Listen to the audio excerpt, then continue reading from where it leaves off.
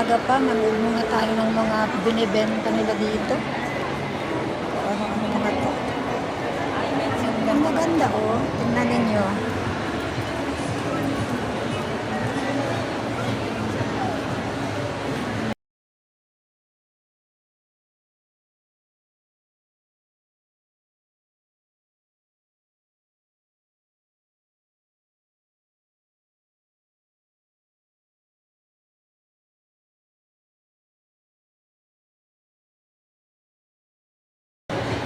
Napili ba kayo? Ayan. Tapos na tayo.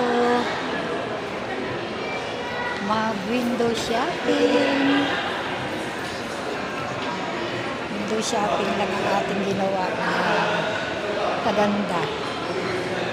Ganun talaga pag wala pera. Ito muna tayo.